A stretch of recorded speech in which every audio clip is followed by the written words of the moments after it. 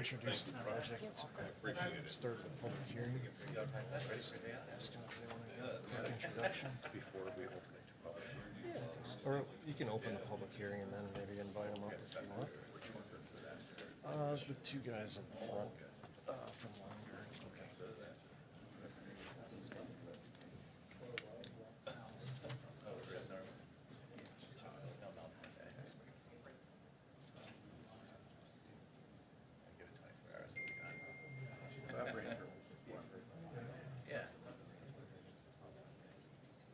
Is it empty? Someone drank it during the meeting or something? Exactly.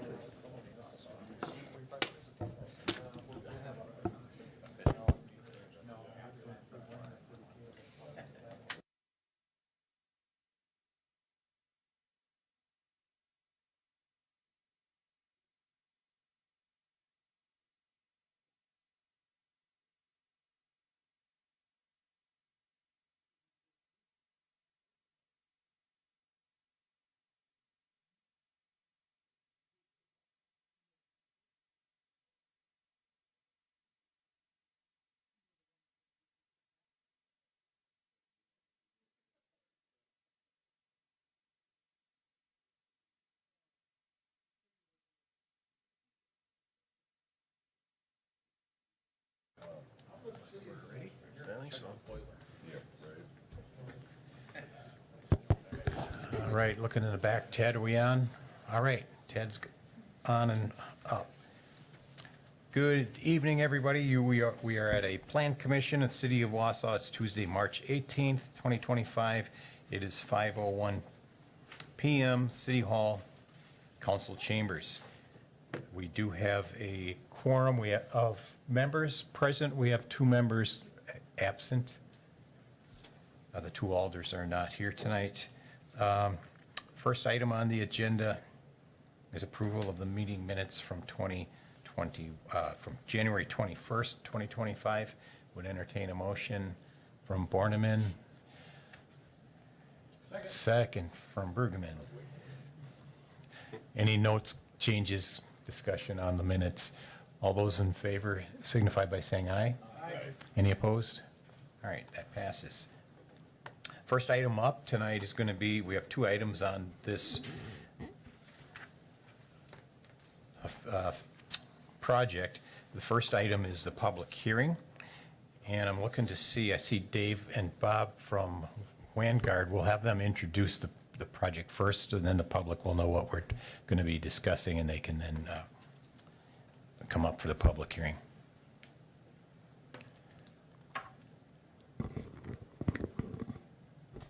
All right, everybody hear me all right? Well, thank you, Mr. Mayor.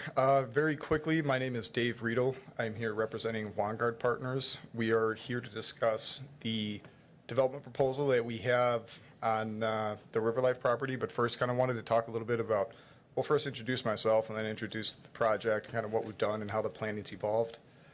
On Vanguard in particular, so we have been developing and managing real estate for over 40 years. That spans asset classes, whether it's commercial, office, retail, and multifamily. We're here specifically to discuss multifamily. So we have around 1,700 units right now in various stages of development. Excuse me. Various stages of development across Wisconsin. In fact, recently there was a nationwide survey of multifamily operators that surveyed over 150,000 different management companies that manage assets similar to what we're proposing here today. The top 1% of that, it basically measures customer satisfaction and service to the end renter, to the tenant. And those satisfaction scores were ranked. Top 1% make a certain elite listing. 12 such properties are in Wisconsin. Vanguard's proud to have 2 of those. The 2, in fact, in the top 5. So that's the kind of expertise that we're trying to bring in. We're very proud of our operational acuity there, and that's something that we're trying to bring in here to Wausau. The next thing I'd like to discuss is kind of how the plan evolved. So we responded to an RFP months ago. The RFP at that time, and we were thankful for the opportunity to move those plans forward. The RFP at that time understood some of the site history and the site constraints, whether it's easements or past past developers that have come in and stumbled and really didn't bring the project to full fruition. So we tried to learn from that experience and, learn from areas that might have been where they might have fallen down, where we cannot really, walk away from those pitfalls. So the path that we presented at that time is what I would call today, looking in hindsight, the path of least resistance. Working since we've been awarded the project with city staff, which has been a great experience, gathering feedback from the community. We've since modified that plan. It was previously 135 units in 2 different L-shaped buildings. It oriented buildings further along the riverway, the walkway there, and it did not have the clubhouse amenity that you see here today. So we wanted, after learning more about the site and completing our due diligence and learning from some of the staff's desires and also learning from the community, we understood what we had here and what this site is, and it's a great asset for the city. We want to make sure that the site was optimized to the best and highest potential that it could be under the constraints of what the site offers. So with staff's comments, we actually also went out and we posted 3 different billboard signs on the site along the riverway, because that's something that we really wanted to lean into. We wanted to hear from the pedestrians, passerbys that go through this area. What are their comments? What do you think? This is our proposal. We put up signs with a QR code that linked, this is what we're doing, this is what we're coming in with. And what we're coming in with is 2 different buildings, 144 units. It is 4 stories of residential above 1 story of garage parking with a detached clubhouse that will serve as kind of a leasing center, but also a community amenity space that will have, like a common kitchen, pergola, seating areas, fire pits, an amenity that has a view corridor through to the river. That's something that was very important to us. And the comments that we got back from some of the passerbys, and the signs have been posted for about 2 weeks now, it's had a lot of, we can monitor when it's been scanned by a phone to see how many people have looked at it. So it's had good traction there, and we've had one comment actually just came in today on the drive up that said, hey, I live in River Life. I've enjoyed a lot of the great amenities that the Riverwalk has to offer. I would love to see more multifamily here, largely in support of the project. So that's great feedback to hear. That's kind of the project in a nutshell. In conclusion, the collaboration that we've had with the city and the feedback that we've had so far has been great. It's been a great working relationship. We look forward to continuing that. We look forward to the conversation and the discussion here this evening. We've tried to capture as many comments as we could, and that's the plan that you see presented before you today. And if there's any further questions as the project comes up into further detail, myself, Bob Brandherm, our VP of Construction, and REI, our civil engineer for the project, are here to answer any more specific questions about the project. So thank you. Thank you. Continuing on in the public hearing, I know we have Kathy Volkman looking to speak. Kathy, if you want to go next. Sure. Thank you. My comments regarding the general development plan for the project are made on behalf of my employer, Cloverbelt Credit Union. Our office is directly across First Street from the proposed clubhouse indicated on the GDP, and my second floor office overlooks the proposed development area and the intersection of First and Fulton Streets. On a daily basis, I watch the flow of traffic through the intersection to and from River Life Apartments and from the Cloverbelt Credit Union drive-up exit, all of which are in very close proximity. On good days, traffic flows smoothly, but on other days, there are blaring horns, confused drivers, and near misses for collisions. While we are not opposed to adding multifamily housing on this lot, we remain concerned about the increased traffic at what we consider to be a poorly designed intersection, and how adding another parking lot exit onto First Street from the clubhouse will affect traffic.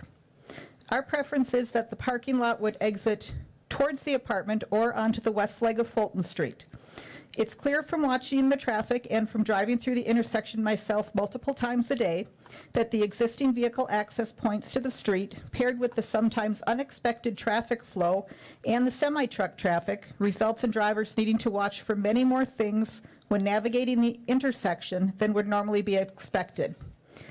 At various times during the day, there is semi-traffic from ABC Supply that affects the traffic flow, which we know will not change, and we're not expecting that. This includes semis blocking Fulton Street traffic when the loading dock is being used, sometimes backing up traffic through the 1st and 3rd Street intersections. semis parking in the middle of Fulton or along First Street as they wait for their turn at the loading dock, or actually backing down First Street when they miss their turn. All of this combined with vehicles going west on Fulton, having to pull onto First Street to look for traffic before proceeding, because traffic coming from the south can easily hide behind the little incline just past the bridge, and the vehicles leaving the Clover Belt Credit Union drive-up can make for very messy and sometimes dangerous traffic. In addition, the west leg of Fulton doesn't line up with the rest of the street, which causes more confusion for drivers and also means that crosswalks can't be added. So in summary, we're not opposed to the multifamily housing project on the lot, although it will ruin my view of the river. But we just are very concerned about the traffic exiting onto First Street and just making it more congested than it already is. Thank you. Thank you, Kathy, and the Clover Belt Credit Union for your input. Anyone else for public comment on the 15 Fulton Street General Development Plan? Going twice, got to ask one more time. Open to public comment. Anyone care to comment on the General Development Plan for 920 North First Street and 15 Fulton Street to accommodate the multifamily apartment buildings and a clubhouse? Seeing nothing further, I will close the public hearing. Will take us to item 3, which is a discussion on the same item, action on amending the general development plan for 920 North First Street and 15 Fulton Street to accommodate multifamily apartment buildings and a clubhouse for Vanguard Properties, Inc. I would entertain a motion. Motion from Brueggemann, second from Borneman. We have a motion and a second. Comments and discussion on amending the GDP. So, Ed, okay, you can set it up. Yeah, just to add a little bit more information, the developers did a good job introducing it, but some background information. You know, this is the previous general development plan. It was just for a single building, and then the rest of the land was just slated for future development. There wasn't anything specific at that time. This proposal would take up the rest of the area in the red outline, again, south of Fulton Street, so there's multiple buildings plus the clubhouse. So this was the previous general plan. We need to amend that from a zoning perspective to allow this new development with 2 buildings, 144 units, and then the general layout of the buildings, which is a little bit different than before. You know, this has been an evolving sort of plan since, you know, going back. Here's the previous plan as well for the single building south of River Life. But, you know, going all the way back to the master plan from 2015, the Brownfield master plan, you know, this site was designed with multiple buildings, some of them relatively dense, you know, using the riverfront land for private development, but at the same time keeping public access to the river, linear green spaces along the riverfront and the stream. That all stays intact with this proposal. Again, the alignment of the buildings and the uses have sort of you know, changed over the years. This, again, was done 10 years ago as sort of a high-level master plan before anything was built down there. But again, the public spaces that were laid out, you know, still remain, and they'll be there after this development. So in a lot of ways, this does fall in line with the original vision and what's been proposed along the way through the last 10 years or so. So again, just procedurally, it's an amendment to the general development plan of the zoning to allow that use, to allow the approximate density and the layout of the buildings. They would need to come back with more specific plans to this body once those are developed. But I guess at this point, staff recommends moving ahead with the amended plan. So can you speak to how well, I'll ask, does anyone else have any comments, questions for staff? Can you speak to the GDP as it relates to the traffic that was concerned here? Yeah, I mean, I think, again, going back, you to the original vision for this area, there was a lot of development that was slated for the area. I think there has been traffic concerns on Fulton Streets. There's concerns now, as it is today, with some of the users that won't, we're familiar with some of the issues that are there. I know engineering's looked at that street and the intersection to see what could potentially be done. That street is under design right now from engineering, so hopefully some improvements are being made. I think, Eric, is that being constructed this year? Yeah, Fulton from 1st to 7th will be reconstructed this year. The road width will remain the same. We looked at shrinking it, but because ABC will remain there, the road width, which is about 45 feet, which is quite wide for city streets, will remain. The intersection right now, we'll have to do some traffic counts once the reconstruction is done to determine what the warrants are for a possible four-way stop there, which that could definitely be a possibility with that intersection. I know traffic has increased on First Street as well as Fulton. McIndoe was closed, as part of development as well earlier a few years back. So there's direct improvements with the construction other than just reconstruction of the pavement and stuff, but that intersection will remain, the same layout as it is now. So as far as site-specific plans with the development, again, as Brad said, we'll come back to the commission for review. So ingress, egress, how all that traffic pattern and stuff is, we'll have those discussions with the site-specific plan. So at the next meeting as they bring those forward, so. And just going to their general plan again, the parking lot, I think that was in question, was the one near the corner. The clubhouse would be at the corner. The parking lot would be behind that, and that's relatively small. It's 16 parking stalls, and I don't know, it's for residents, so I don't know how many cars would actually be coming and going on a given day. I think it'd be pretty minimal that parking lot would be used. I don't know. So Again, it is for the residents mainly. using that clubhouse, so there's not a throughway from the main parking lot straight out toward First. No, I think there's, maybe the engineering firm can speak to this, but there's a grade change from east to west here. I don't know if that's possible to put a connection through there. I don't know that we'd necessarily want that, because the majority of cars are parked underneath the buildings, and in this lot, they would come out to Fulton Street and then out to the intersection. So I don't know, making that connection, I don't know if that's necessarily desirable. Well, the way it's depicted there would minimize a lot of traffic coming out of that and interfering with the bank traffic or the credit union traffic.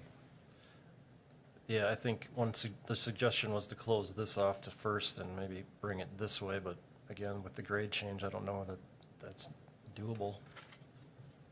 If we can bring up REI. REI's here to speak possibly to that. Sure. Jim Borisenko, REI Engineering. So that clubhouse, it was probably one of the more dynamic parts of the project leading up to the GDP submittal. We initially looked at trying to have it connected to the rest of the multifamily campus. But as you noted, there's a significant grade change from First Street down to the campus, which is roughly about 9 feet.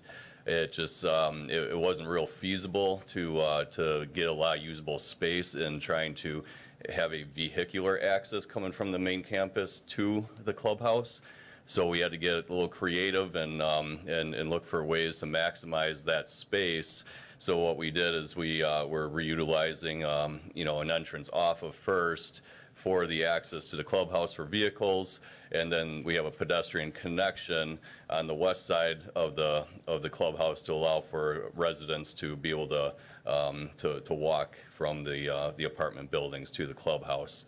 So there's kind of a set of stairs that would lead up to that. And so it helped to maximize the space, maximize the usability, really kind of clean it up. Otherwise, we were looking at a lot of different retaining wall alternatives, kind of a sunken site. It just wouldn't have been a very usable, friendly space. So that's how we arrived at that option. All right, thank you. Feedback that I have gotten, at least from some of the council members in the past, is that they really like that opened up toward, on the river piece, now that you don't have a building right next to the walkway. It opens that space up a lot, and that was important to some of the alders. So hopefully that is received as we move forward with positivity. Further questions, comments? We have a motion and a second. Seeing none, all in favor of approving the GDP, say aye. Aye. Any opposed? And that passes. Thank you very much. Item 4 is discussion and possible action on landmarking the Little Red Schoolhouse at Marathon Park. This comes to us from the Historic Preservation Commission, and I would entertain a motion to landmark or designate that as a landmark. A motion from Bulkin, second from Borneman.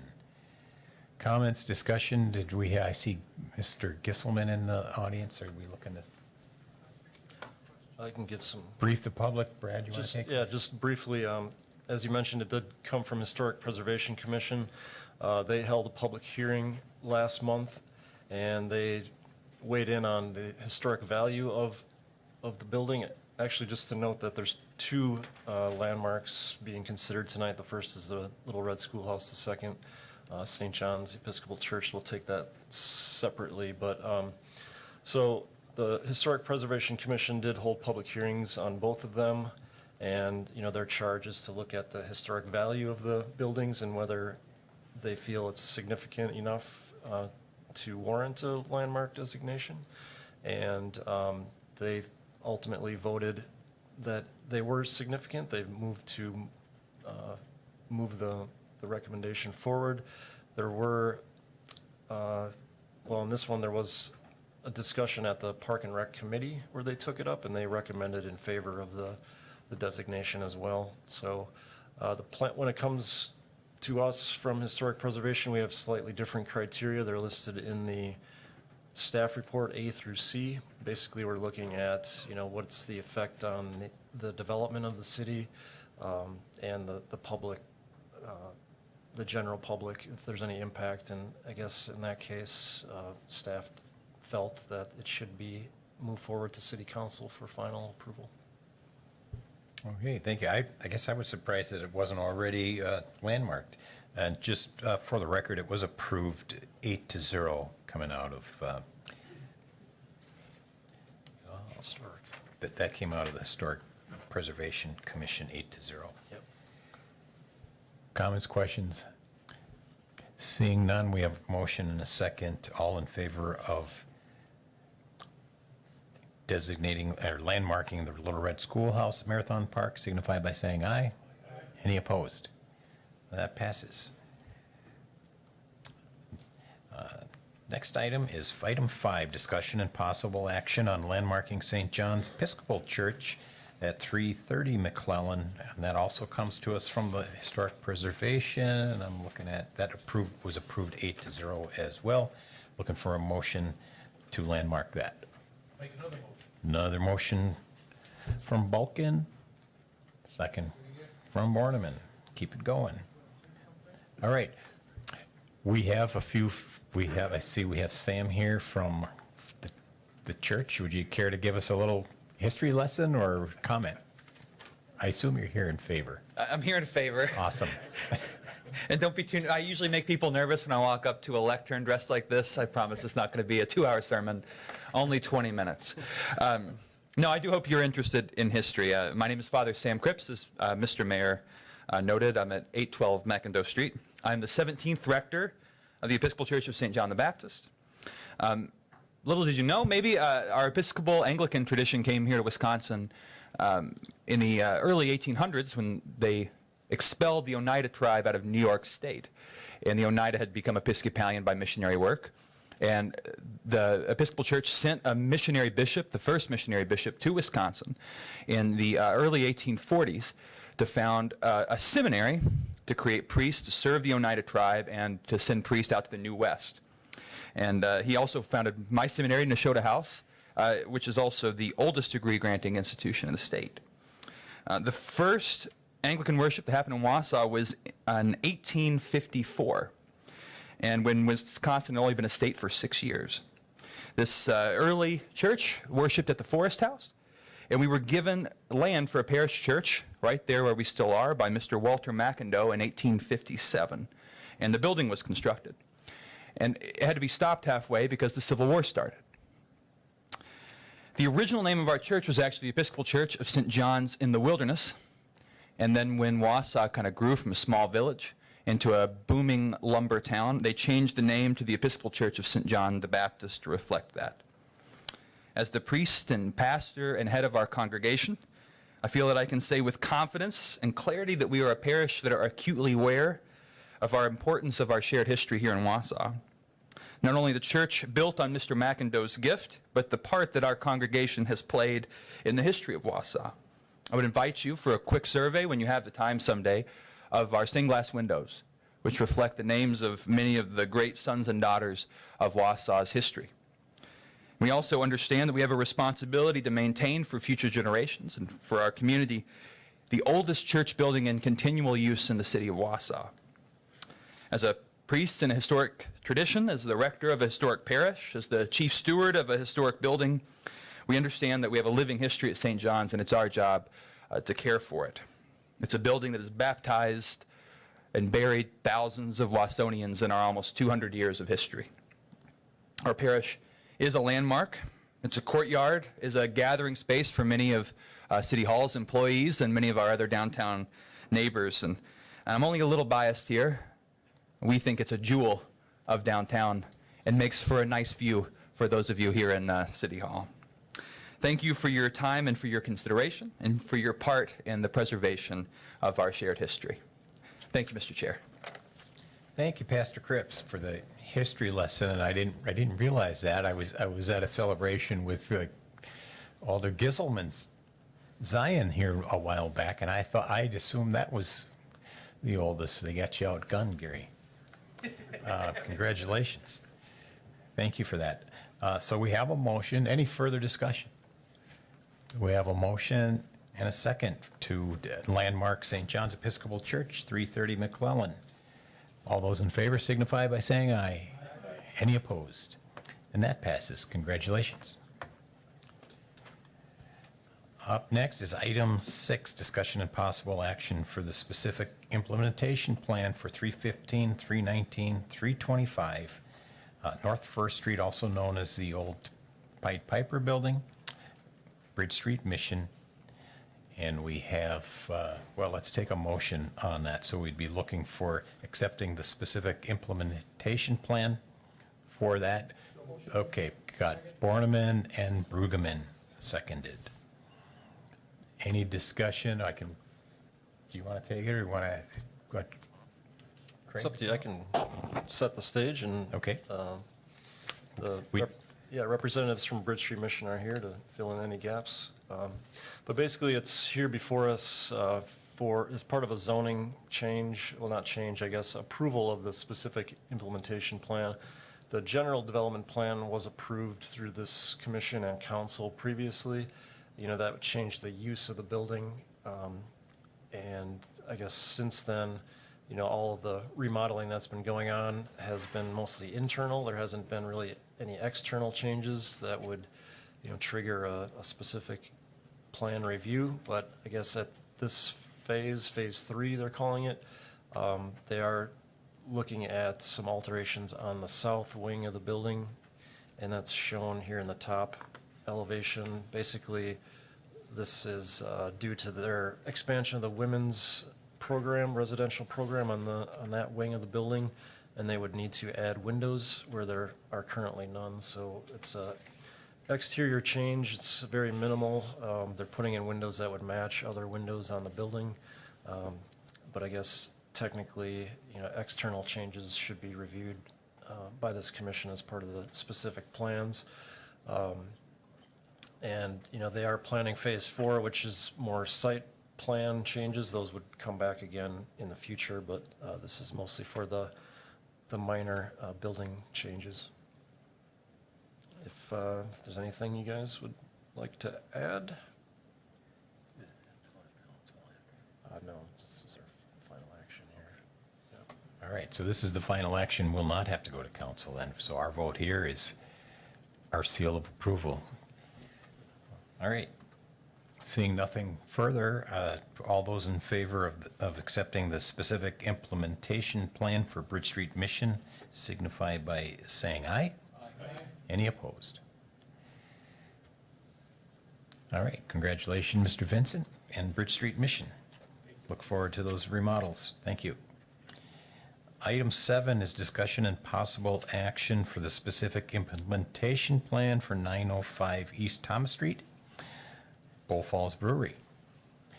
Would entertain a motion to accept the SIP for that. Motion.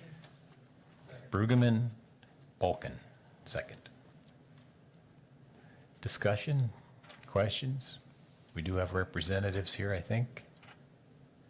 All right, that could be easy then. Let's, seeing nothing further in questions, comments, we have a motion and a second to accept specific implementation plan for 905 East Thomas Street, Bull Falls Brewery, signify by saying, all those in favor signify by saying aye. Aye. Any opposed? That passes. Congratulations, looking forward to seeing the new place. Awesome. Wausau. All right, item 8, we're working on that. Did we decide what date? I think we were going to poll the folks. We have an issue with this council chambers. This council chambers is going to be rewired, reworked for our AV system and for the clerk's control panel up here. So we're looking to not have it on the 15th. We would have it on the 29th. And in order to accommodate the 29th, we would be trying to get it in ahead of finance, yeah. which So- meets on that Tuesday. So we'd be looking at 4 o'clock or 4:15. Brad, did you have? No, yeah, that's, we're gonna run into a couple other meetings, so I guess just maybe if you can let us know at 4 or 4:30, maybe even would work for anyone. I know not everyone's necessarily as free as others, but Well, this meeting took 30 minutes and we had quite a few items on it. So if we Oh, yeah. roll, Andrew says to go, so we're good. okay. All right, we'll post that. All right, we'll set that for the 29th and we'll send out an invite. We'll make sure the alders know too. I entertain a motion to adjourn. Brueggemann, Borneman, all in favor? See you guys.